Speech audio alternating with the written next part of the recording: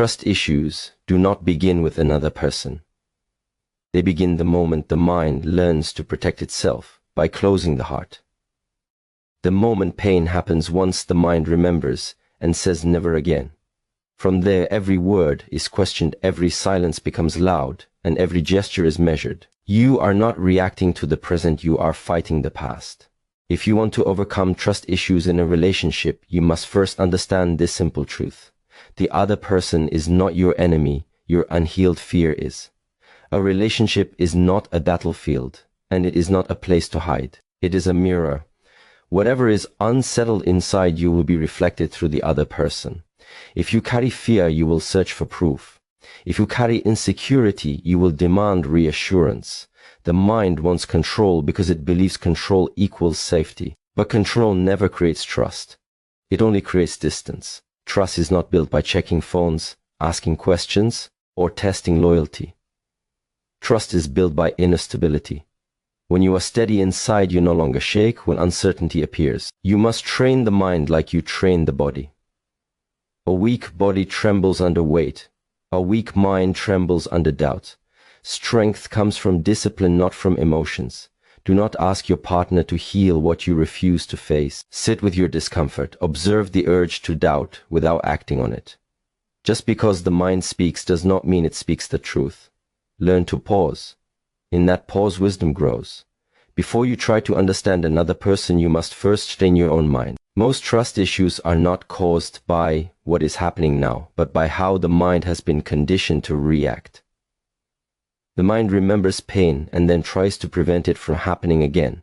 It does this by becoming alert, suspicious, and restless. It thinks it is protecting you, but in reality, it is keeping you imprisoned. If you do not train the mind, you will keep projecting old wounds onto new situations, and no relationship will ever feel safe, no matter how loyal the other person is. Training the mind begins with awareness. You must start noticing when distrust appears. Notice how quickly the mind jumps to conclusions, how it creates stories without evidence, how it assumes intentions without clarity. This is not intuition. This is fear wearing the mask of intelligence. A trained mind does not immediately believe every thought. It observes. It watches the rise of doubt without feeding it. Just because a thought appears does not mean it deserves action. Discipline is the ability to pause before reacting. Most people want reassurance from their partner when they feel insecure. But reassurance only works temporarily. Soon the doubt returns stronger than before. This is because the source of the problem was never outside. When you train the mind, you stop demanding proof of loyalty and start building inner strength. You become less dependent on external validation. You begin to understand that peace must come from within, otherwise you will always beg for it from others. A mind that is untrained seeks control. It checks messages, questions delays, and overanalyzes silence. It believes if it knows everything it will feel safe. But the more you try to control, the more anxious you become. Control is a sign of weakness, not strength. A trained mind accepts uncertainty. It understands that life and relationships carry risk and still chooses to stay open.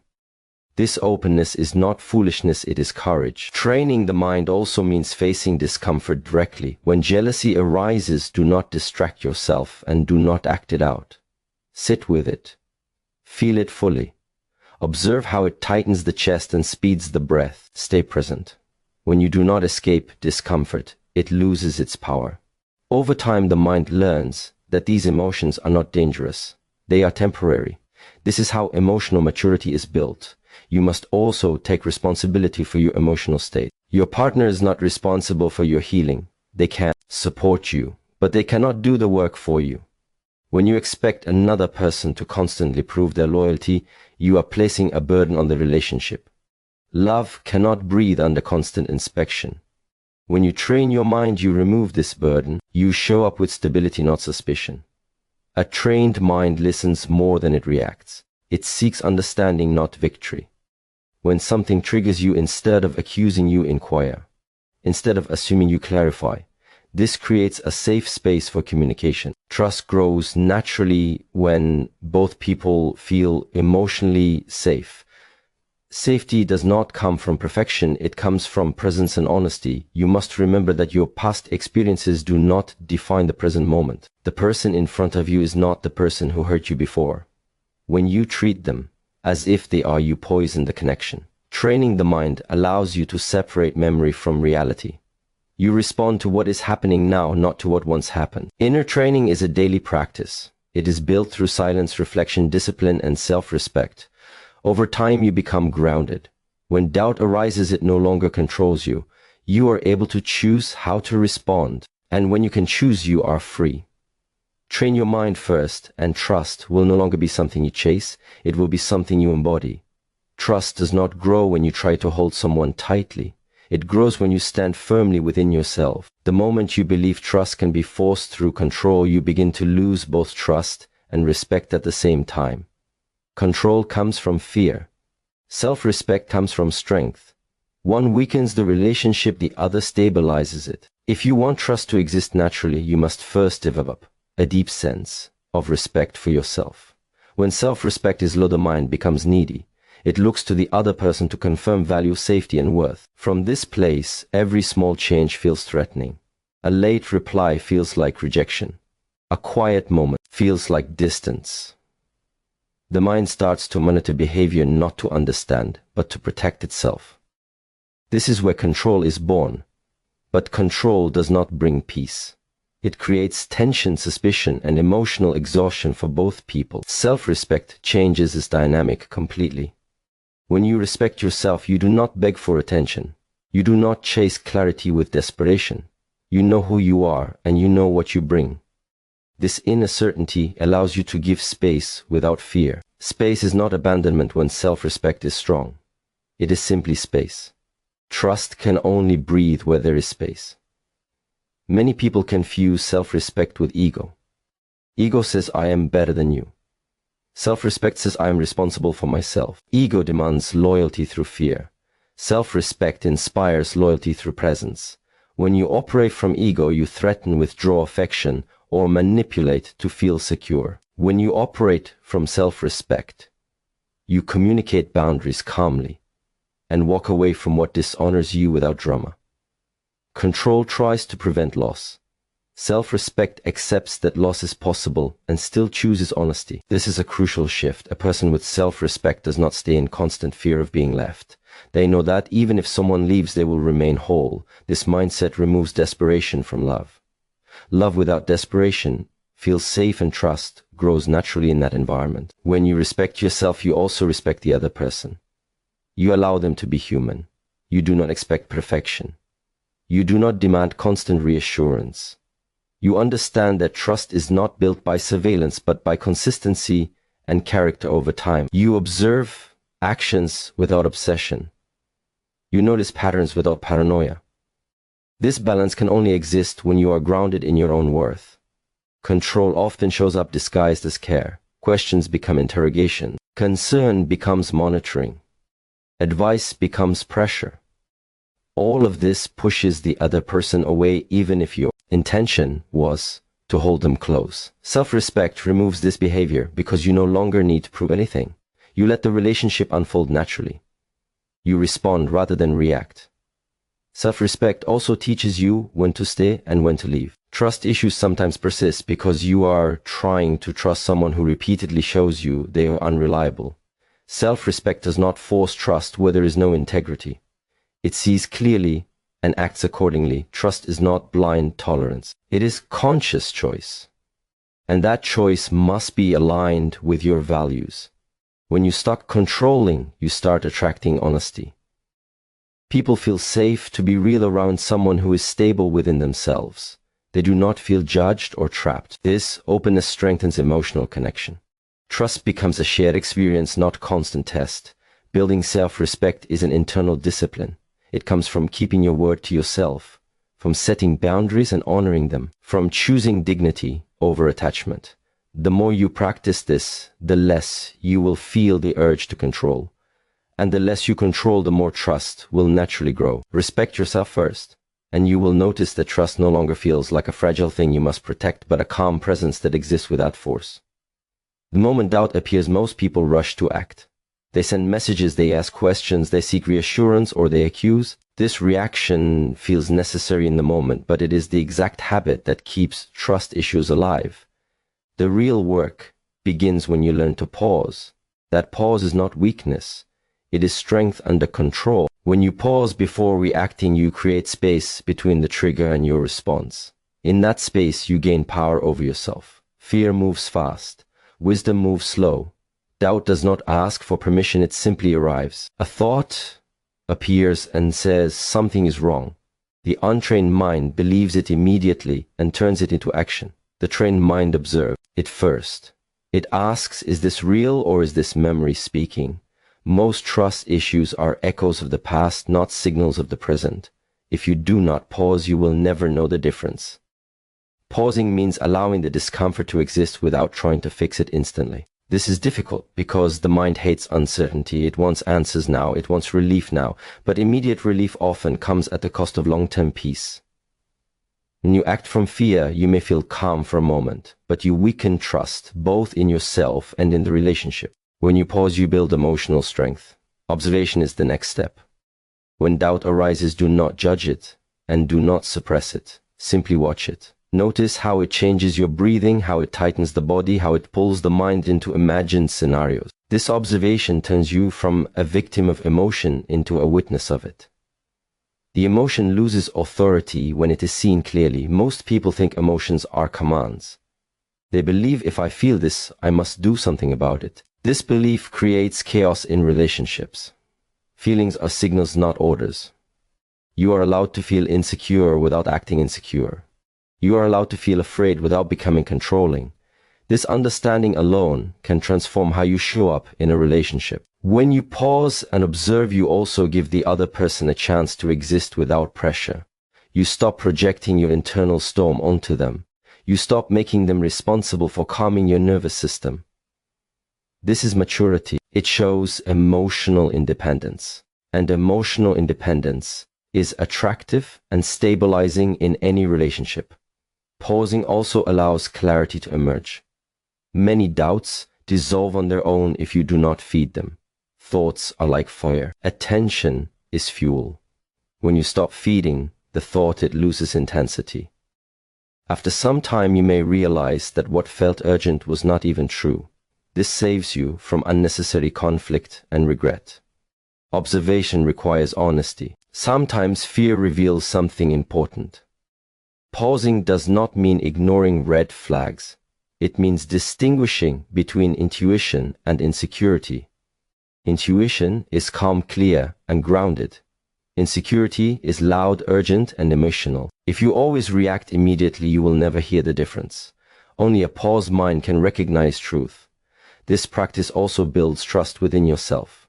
Each time you pause, instead of reacting, you prove to yourself that you are capable of self-control. This builds confidence. And when you trust yourself, you do not need to constantly test others.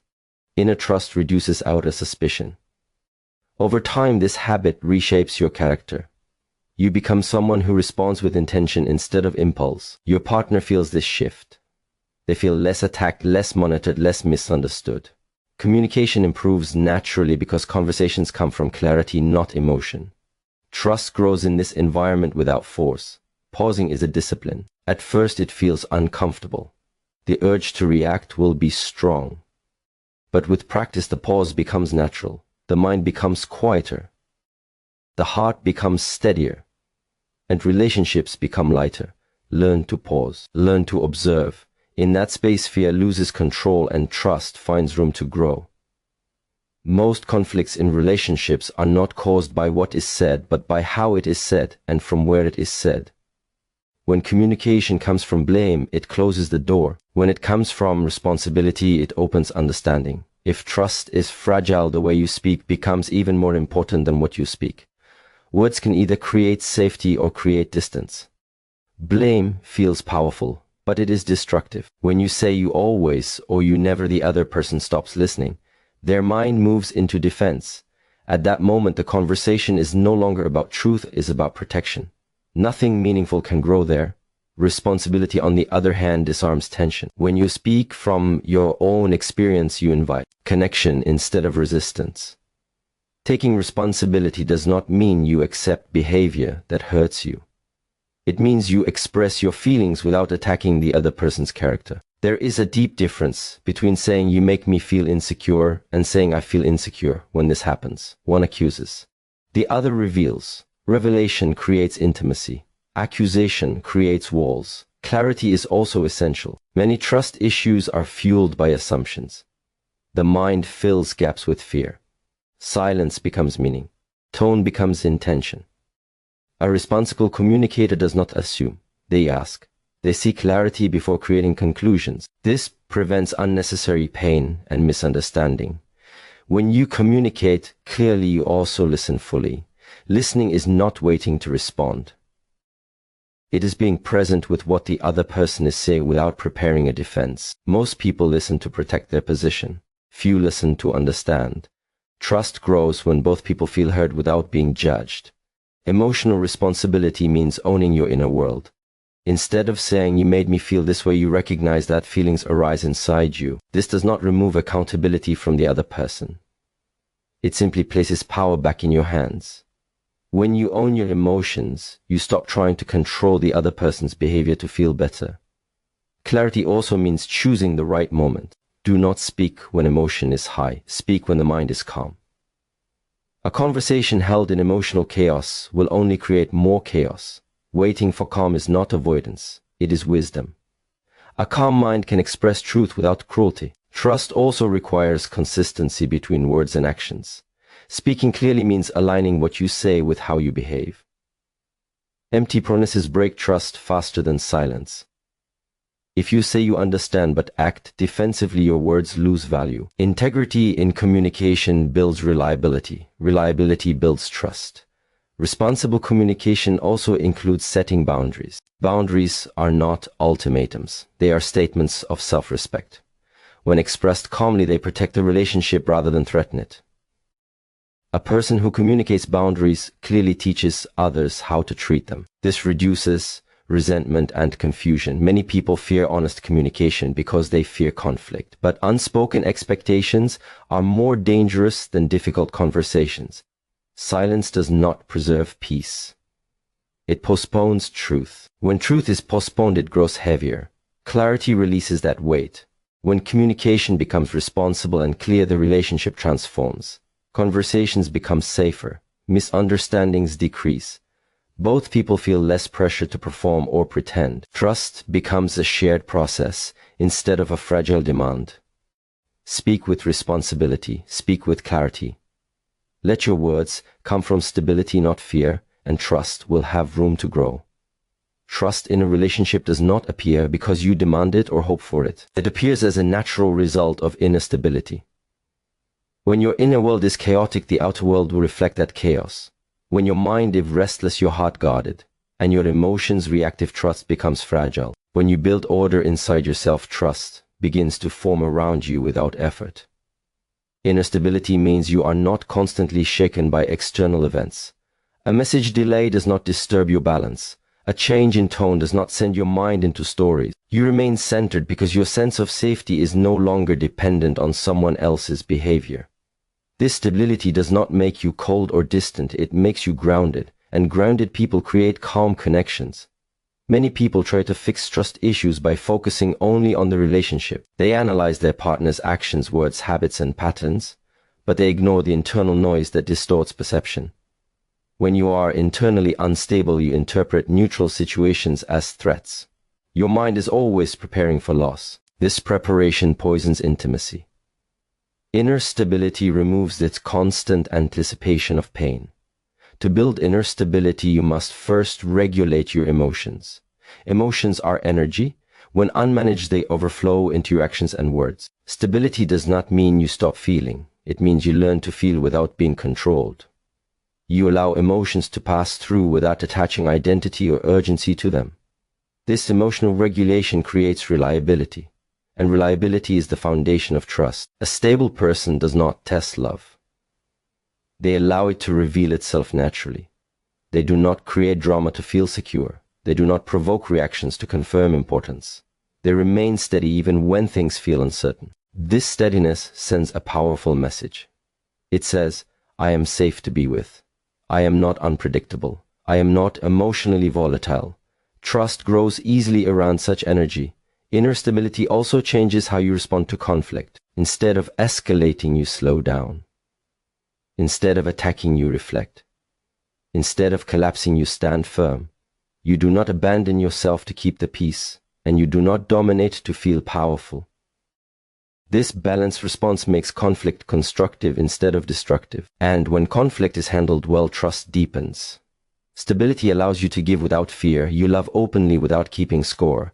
You care without monitoring returns. You support without losing yourself. This freedom creates authenticity. Authenticity creates connection.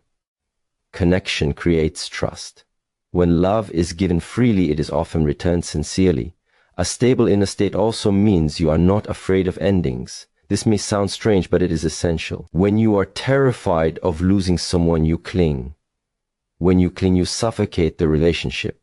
Inner stability gives you the strength to know that you will survive even if things change.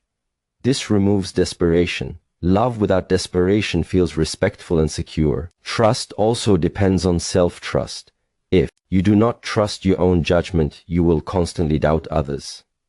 When you trust yourself, you know that you can handle truth, even if it is uncomfortable. This confidence allows you to face reality instead of avoiding it. Trust grows where truth is welcomed, not feared. Inner stability is built through daily discipline, through self-reflection, honesty, boundaries, and consistent actions. It is not achieved overnight. But every time you choose calm over chaos, responsibility over reaction, and dignity over fear, you strengthen it. Slowly your presence changes. And when your presence changes, relationships respond. Outer trust is a reflection of inner order. Build the order within and trust will naturally follow. In the end, understand this trust is not something you extract from another person. It is something you cultivate within yourself. When you train your mind, respect your worth, pause before reacting, communicate with responsibility, and build inner stability, you no longer operate from fear. You operate from clarity. From this place, relationships become lighter, healthier, and more honest. You stop chasing security and start embodying it. Trust then becomes a natural presence, not a constant struggle. May you have the courage to look inward, the discipline to remain calm, and the wisdom to choose growth over fear. Good luck on your journey, and thank you for listening.